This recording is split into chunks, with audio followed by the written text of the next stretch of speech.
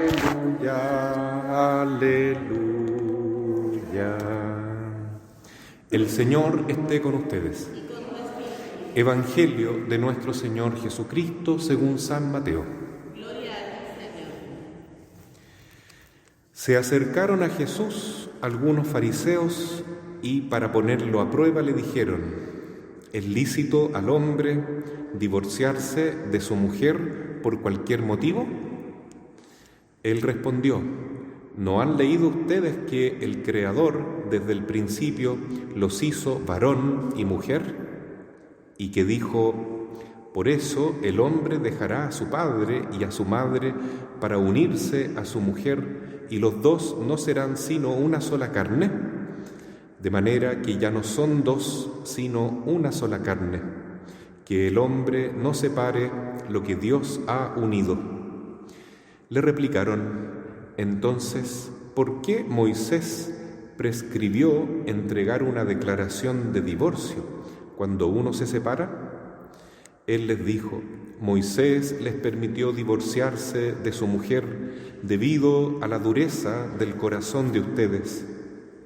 Pero al principio no era así.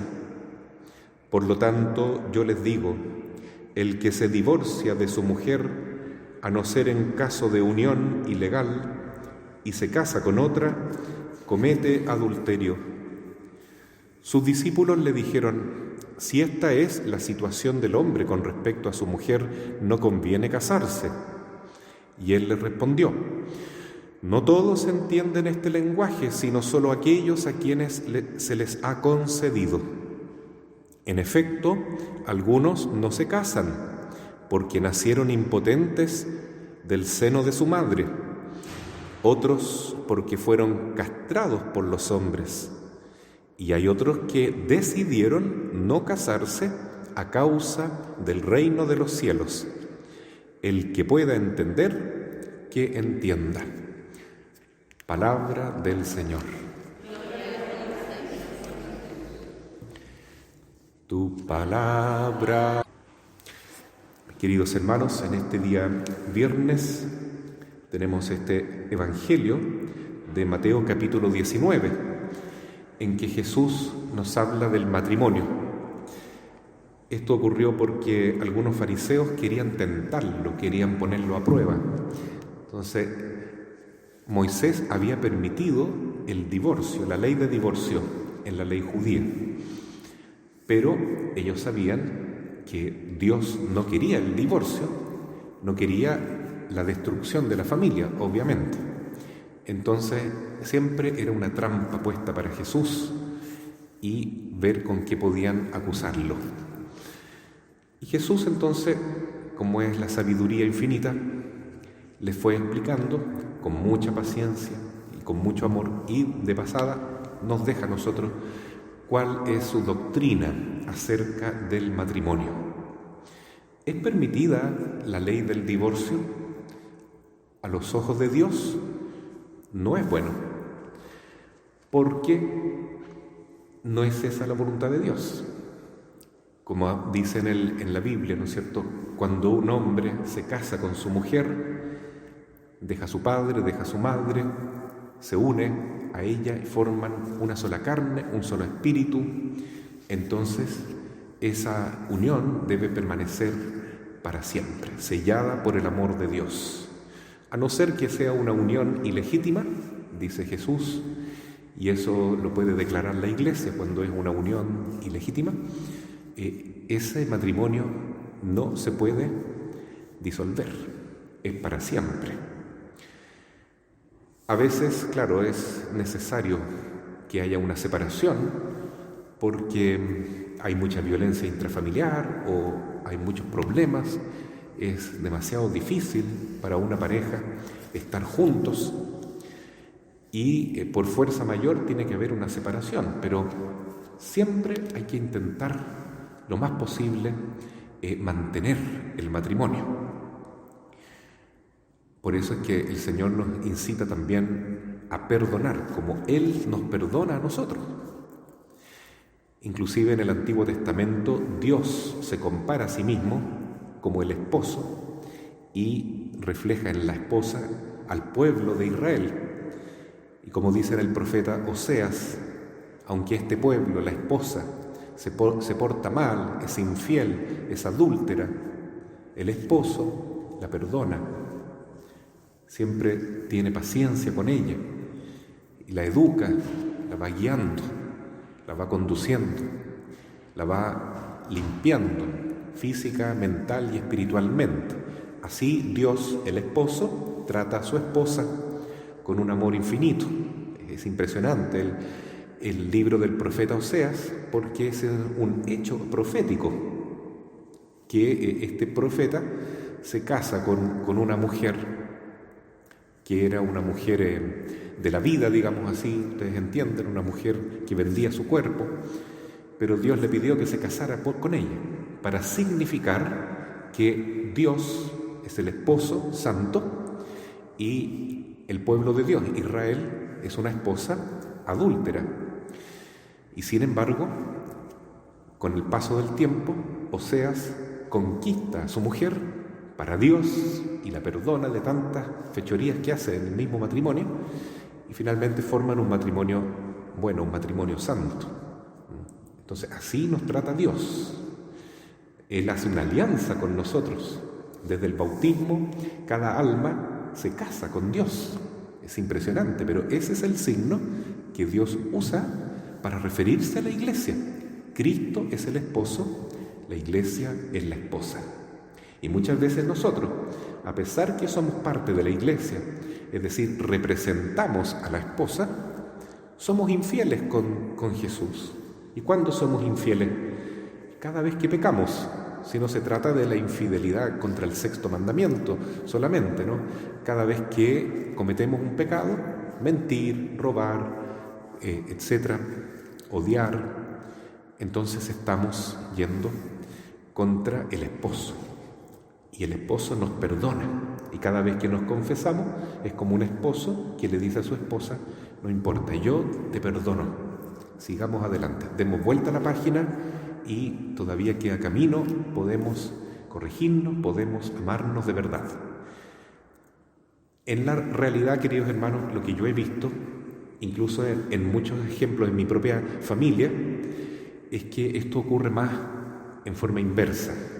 Muchas veces es la esposa la que tiene una paciencia infinita con el esposo. La esposa muchas veces salva al esposo y finalmente logra conquistarlo para Jesús, para convertirse de veras. Ese es lo ideal. También Jesús dice que no siempre se puede. Entonces, cuando un hombre o una mujer se separa de su pareja con quien está casado, en ese momento no está cometiendo pecado, porque es por fuerza mayor. Ha hecho todo lo posible para mantener la unión, no se pudo ya. Pero ¿cuándo se comete pecado? Cuando se junta con otra persona. Entonces, lamentablemente, siempre será pecado separarse de su legítimo esposo, de su legítima esposa, y juntarse con otra persona, aunque sea con el matrimonio civil. Jesús hoy día lo declara. Eso es lo mismo que adulterio. Por eso las personas que lamentablemente conviven sin estar casadas, entonces no pueden comulgar, no deben comulgar, porque están viviendo en pecado. Sin embargo, la Iglesia igual acoge a estas personas que la vida, ¿no es cierto?, les ha puesto esta prueba tan grande y pueden seguir en la Iglesia. Y ojalá vengan a la misa y tengan una vida espiritual profunda, porque no están excomulgados. Lo que pasa es que no deben comulgar porque están en pecado. Pero ojalá sigan caminando en la iglesia y viviendo la fe profundamente. Y pueden hacer, sí, la comunión espiritual, pero no la comunión física. Porque Jesús es claro, no se debe, no puede ser. El que se divorcia de su mujer y se casa con otra comete adulterio. Es difícil, ¿no es cierto? Ese es el comentario que hacen los apóstoles. Jesús, eso es muy difícil. Si es así, si no se puede uno ni siquiera divorciar, entonces mejor ni casarse, le dicen, ¿no? Y Jesús dice, bueno, esto no todos lo entienden.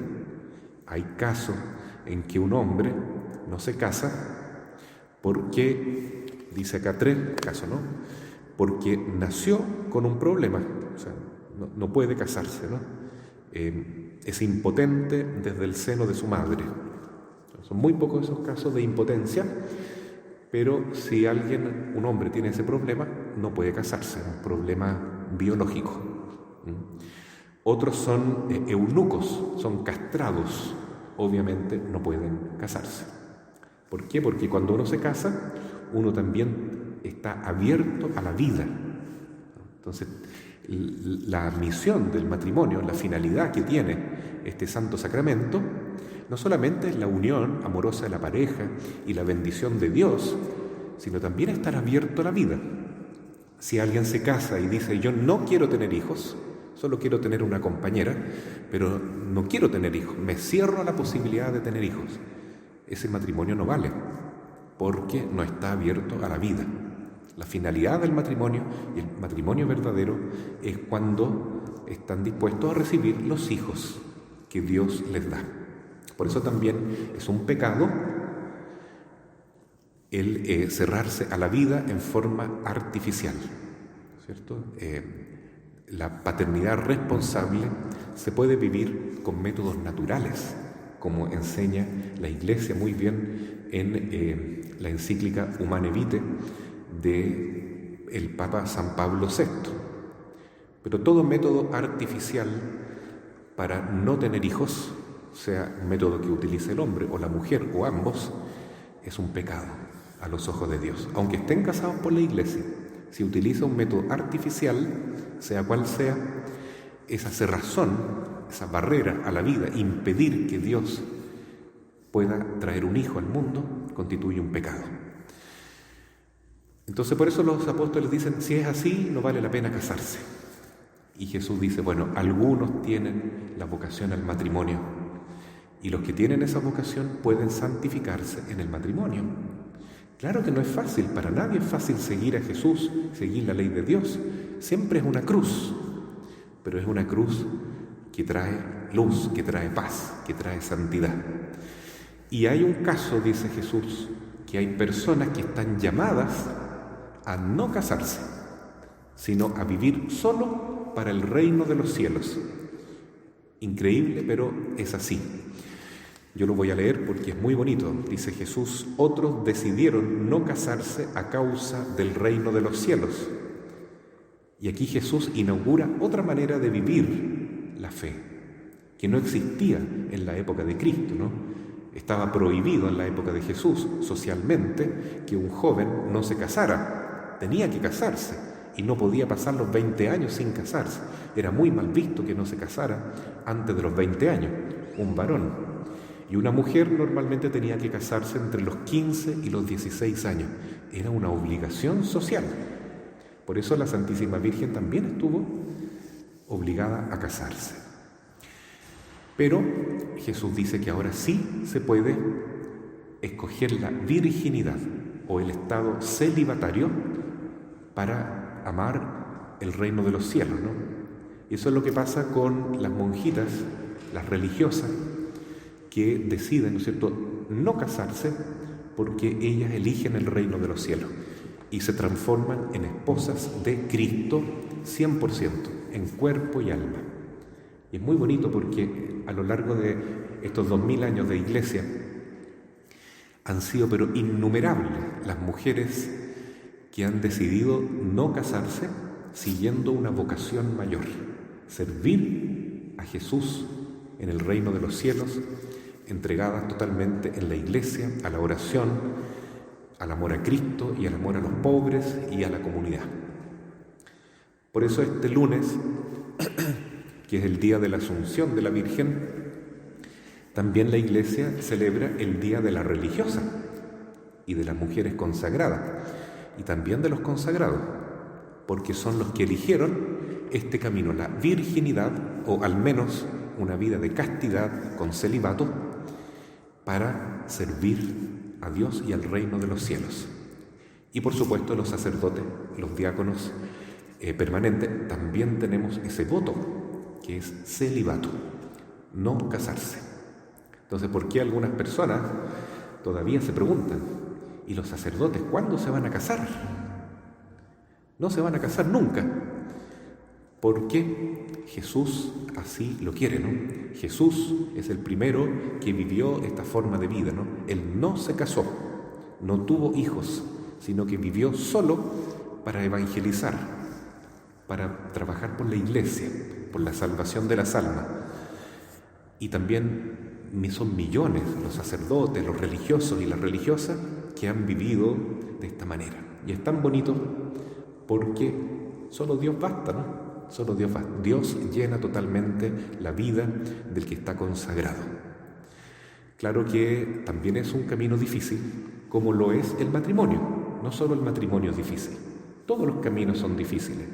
El matrimonio, la vida de soltero o soltera, la vida de viudo o viuda es difícil, la del que está separado o separada, y la del religioso, el sacerdote y la religiosa, siempre va a ser difícil, pero muy bonito cuando esa cruz la tomamos con Jesús, porque es hermoso, hermano, vivir solo para Dios y dejar que Dios nos instrumentalice y nos llene de su amor para trabajar por el reino de los cielos.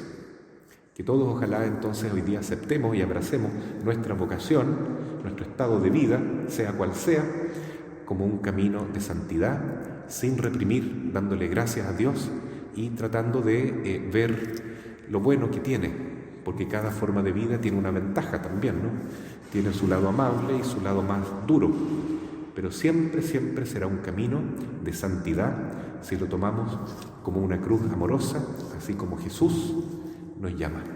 El que quiera seguirme cada día, abrace su cruz y se venga conmigo.